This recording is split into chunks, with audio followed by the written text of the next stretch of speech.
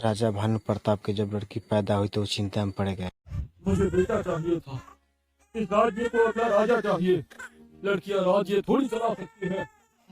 राजा भानु प्रताप के दुश्मन राजा महेंद्र सिंह बहुत खुश हुआ, क्योंकि उसे बचपन से ही चाहता था उसका राज हड़पने के लिए। भानु प्रताप ने लड़का पाने के चक्कर में उसने हवन करना शुरू कर दिया।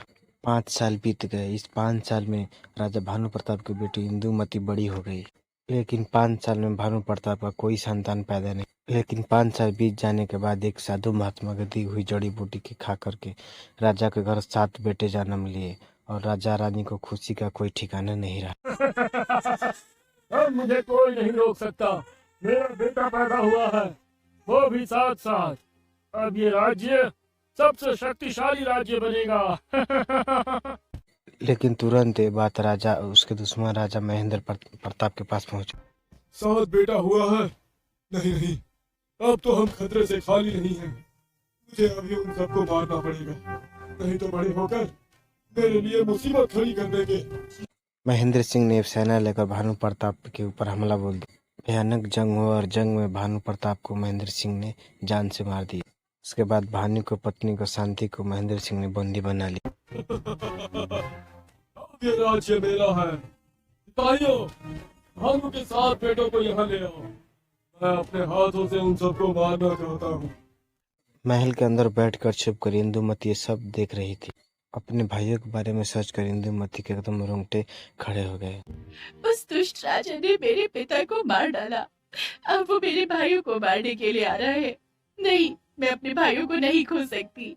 वो भी बहुत छोटे हैं। मुझे उन सबको बचाना ही होगा। इंदुमती ने एक बड़े से टुकड़ी लिया और उस टुकड़ी में अपने 7 भाइयों को रख करके मुड़ी पर ले करके भागने लगी। गुप्त रास्ते के से लेकर के भाग गई। महल के बाहर आने के बाद वो जोर से लेकर दौड़ने लगी और इतना ही में जोर से बारिश आ गया। मैंने अपने 7 भाइयों को बचा लिया। मेरे 7 भाई बड़े होकर मेरे पिता की मौत का बदला लेंगे।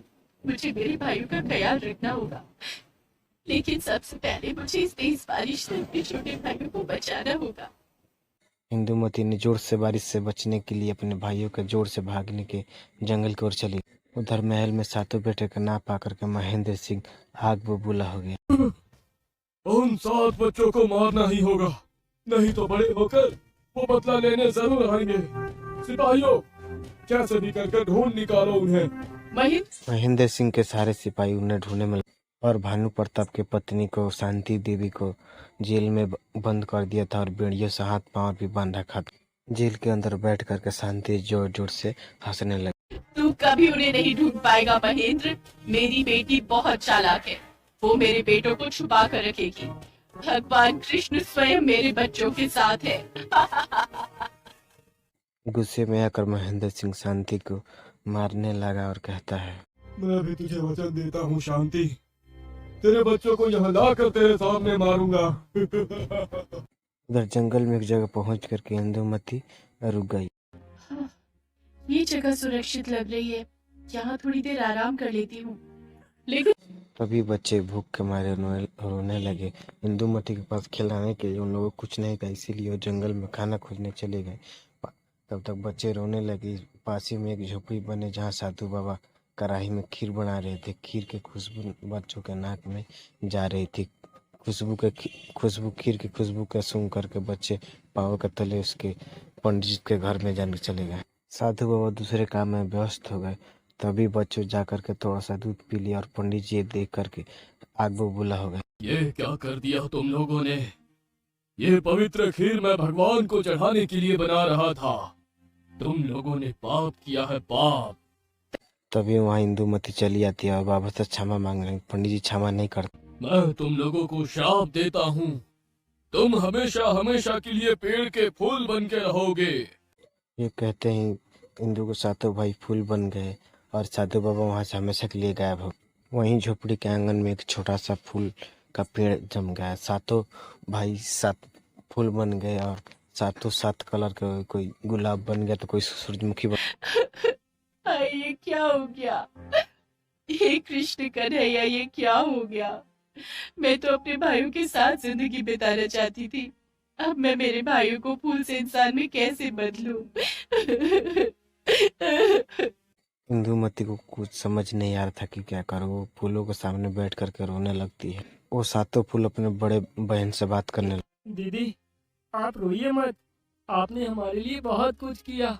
हाँ दीदी, हम फिर से इंसान बन जाएंगे। आप भगवान पर विश्वास रखो। इंदुमती के पास दूसरा कोई ऑप्शन भी नहीं था।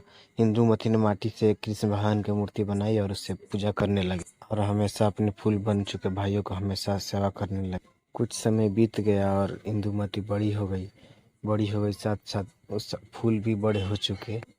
तभी रक्षाबंधन के दिन आ गया। इंदुमती ने बांसों का राखी बनाने लगी। तभी बाहर कुछ बकरी आ गया और फूलों को खाने लगे और फूल रोने लगा।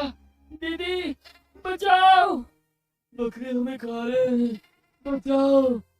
ये सुनकर इंदुमती झोपड़ी से बाहर आई और डंडे से बकरे को भगा दी। भाग भाग यहाँ से, मेरे भाइयों को कभी परेशान मत करना। तभी इंदुमती उस पेड़ पे राखी बांधने लगी और रोने लगी। पता नहीं कब तुम लोगों के हाथ पर राखी बांध पाऊंगी। उधर महेंद्र दिन ब दिन बेचैन होते जा रहा था। ये भानु प्रताप के 7 बेटे अभी भी नहीं मरे, इनको मारना ही होगा। महेंद्र को डर था कि एक दिन 7 बच्चे मारने आएंगे, लेकिन उसको क्या पता था कि वो 7 बच्चे फूल बन चुके हैं। रानी शांति देवी भी अपने बच्चों को लौटने का इंतजार करते रही और भगवान कृष्ण को बुलाती रही। उधर फूल बन चुके 7 भाई आपस में बात करने लगे। क्या हम लोग कभी इंसान नहीं बन पाएंगे? पता नहीं, लेकिन कृष्ण भगवान सब कुछ ठीक कर देंगे। कृष्ण भगवान कृष्ण भगवान पर उन लोगों का विश्वास पूरा था और इंदुमती भी कृष्ण भगवान को पूजा करती और होती थी। कुछ साल ऐसे ही बीत गया और इंदु जवान हो गई। ऐसे एक दिन बीतते गया और एक दिन उसके झोपड़ी के पास एक राजा शिकार के चक्कर में आया। पानी मिलेगा? बहुत प्यास लगी है। हाँ जी जरूर। इंदुमती पानी पिलाने लगी और पानी पीकर राजा ने कहा, तुम कितनी सुंदर हो। तुम यहाँ क्या कर रही हो? मुझसे शादी करके मेरे साथ मेरे राज्य में चलो।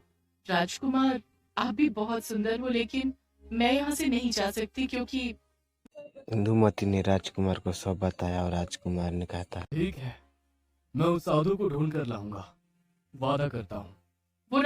इतना कह करके राजकुमार घोड़े पे चढ़ के चला गया। बहुत खोजने के बाद आखिरकार वो साधु मिल ही गया। उस राजकुमार साधु को इंदुमती के पास लाया और साधु को इंदुमती पैर धके रोने लगी और कहता है, साधु फिर ठीक है, मैं तुम्हारे भाइयों को इंसान बना सकता हूँ, लेकिन तुम्हें एक परीक्षा देनी होगी। यहाँ एक नदी है, नदी में खूंखार कई मगरमच्छ है। ये नदी तुम्हें तैर कर पार करनी होगी। ठीक है, अपने भाइयों के लिए मैं कुछ भी करने को तैयार हूँ। तभी इंदुमती नदी में छलांग लगा देती है और तैरने लगती है। सबको हैरानी हो जाती है और सारे मगरमच्छ इंदुमती के पीछे लग जाते हैं। तभी कहाँ से एक 5 सर वाला सांप उसके बीच में आ जाता है और सारे मगरमच्छ को भगा देता है। सारे मगरमच्छ डर करके भागे और इंदुमती तैर करके बाहर आ गई। मैं प्रसन्न हूँ, मैं तुम्हारे भाइयों को वापस इंसान बना देता हूँ। साधु ने जादू से 7 बच्चों को फिर से इंसान बना। भाई, मेरे भाई। 7 भाइयों को इंदुमती ने गले लगा लिया और भगवान कृष्ण को धन्यवाद देने लगी। भगवान कृष्ण ने वो 7 नाग को भेज करके इंदुमती को जान बचाई थी। तभी इसीलिए अपने 7 भाइयों को इंसान रूप में वापस लेके आई है। ऐसे लगता है जैसे इंदुमती को सब कुछ मिल गया, लेकिन अभी भी एक चीज बाकी थी और राजकुमार ने 7 भाई को हथियार दिए और 7 भाई महेंद्र सिंह पर हमला बोल दिया और महेंद्र सिंह को और बड़े ही आसानी से मार दिया और उसको उन लोगों का राज आपस मिल गया और शांति देवी को उसके बच्चे आपस मिल गए। ऐसे इंदुमती को उस राजा से शादी हो गई और 7 के साथ सबके सब खुशी से जिंदगी बिताने